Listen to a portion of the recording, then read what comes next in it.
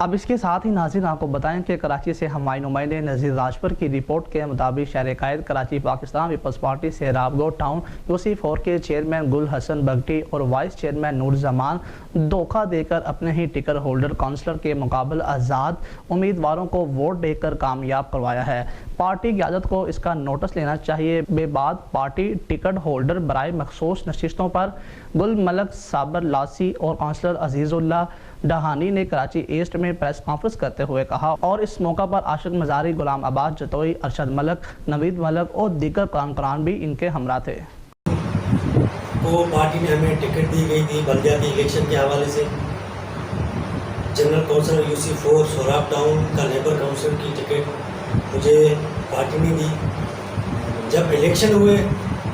تو ہمارے chairman UC4 کے چیئرمین گل حسن بگٹی اور وائس چیئرمین نور زمان برفت نے بھاری رقم لے کے آزاد امیدوار کو جتوایا۔ ہماری بھاری اکثریت ہونے کے باوجود ہمیں ہرایا گیا ہے۔ میں سلام پیش کرتا ہوں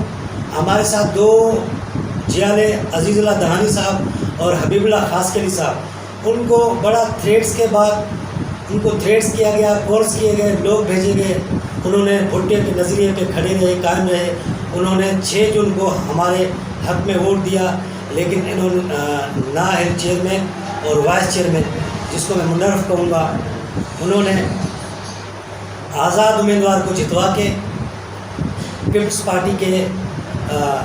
منشور کے اوپر، ہمارے جیالوں کے دلوں کے اوپر